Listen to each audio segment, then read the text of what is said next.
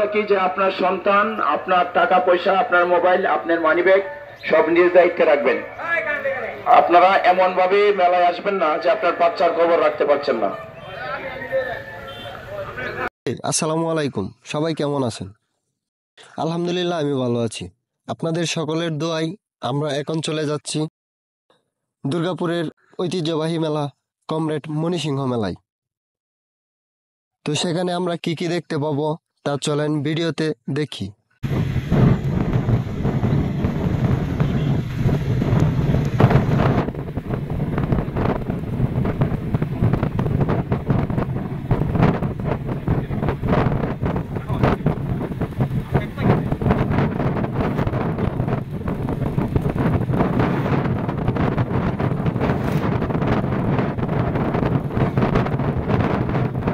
কাঠের ব্রিজ, যা কিনা মোটরসাইকেল পার করতে 10 টাকা লাগে, সাধারণ মানুষ ফ্রি।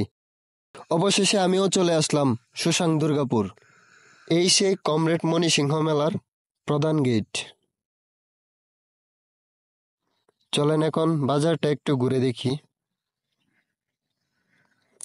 তে এখানে অনেক আসবাবপত্র পাবেন, যেমন হাতে বানানো বাঁশের তৈরি কিছু বাহারি রকম ডিজাইনের ইলেকট্রনিক্স। তো সবকিছুর পরেও ইলিয়াস মামুর টক ঝাল মিষ্টি আচার ময়মনসিংহের ঐতিহ্যবাহী। ওখানে আমাদেরকে নিয়ে আচার খাওয়ানো হয়। আসলে আচারটা অনেক ভালো ছিল। তো আপনারা যদি আবার যান তাহলে অবশ্যই ইলিয়াস মামুর টক ঝাল মিষ্টি খেয়ে আসবেন।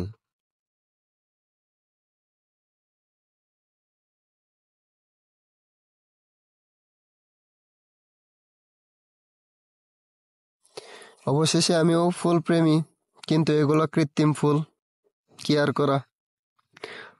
বড় ভাইকে নিয়ে চলে গেলাম একটা চশমার দোকানে, বললাম ভাই চশমাটা পরো, আমি তোমার একটা ছবি তুলে দিই। তো ছবি না তুলে আমি করলাম ভিডিও। তো যাক, আগে বাড়াই, দেখি কি কি দেখা যায়। ওইখানে দেখি শুধু চশমা আর চশমা। তো আমাদের কিছু পছন্দ হয় নাই, তাই এখান থেকেও চলে যাব। এই যে বড় ভাই আর ছোট ভাই দেখা যায় আমাদের সামনে। এখানে আবার ভাই ভূতের বাড়ি। এই ভূতের বাড়ি তো কখনোই যাওয়া যাবে না যাদের হার্ট দুর্বল। আর যারা অতি সাহসী তারা যান, সমস্যা নাই। আর যাদের হার্ট দুর্বল তারা কখনোই এই ভূতের বাড়িতে যাওয়ার কল্পনাও করবেন না। সাব্বির ভাই উপস্থাপন করতেছে যে ভূতের বাড়ি যাবো এই সেই। আচ্ছা যাক, সাব্বির ভাইকে আর কিছু বললাম না। অবশেষে আবারও চলে আসলাম মেলার ভিতর।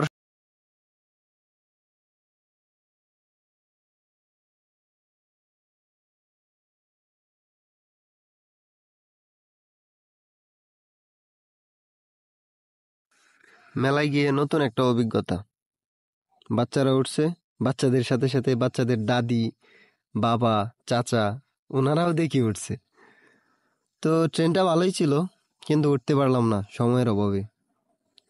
আমি যাওয়ার আগেই ট্রেনটা চলে গেছে। তো অবশেষে চলে আসলাম কিছু কাপড় চোপড়ের দোকানের সামনে। কিন্তু ভাই এগুলা কি বলতাম, একদমই পছন্দ হয় নাই। আবার মাঝে মাঝে কিছু দোকানে লেখা ছিল একদম 350, একদম 450, মানে একদম 350, আবার একদম 450। কিন্তু তারা 50টা যে কেন লেখে এটাই বুঝি নাই। তারা লিখতো 500, 600, 300, মানে এভাবে না রেখে একদম 350, একদম 450।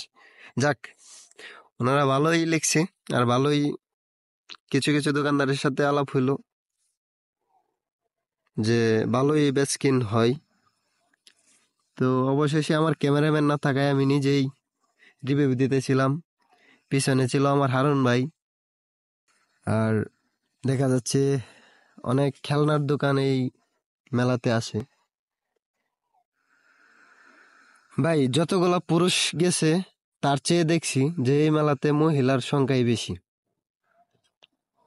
মেলাতে আসলাম কিন্তু ক্যামেরাম্যান নাই, এটা একটা হাসার বিষয়।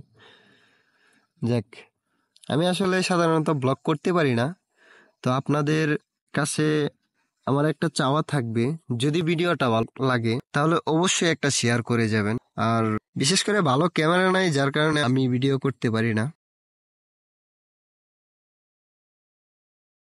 তো অবশেষে চলে আসলাম খাবার হোটেলে। যাক, সারাদিন ঘোরাঘুরির পরে নেত্রকোনার দুর্গাপুরকে বিদায় জানাতে হবে, চলে যেতে হবে আমাদের ময়মনসিংহ দুবরাতে। ধন্যবাদ।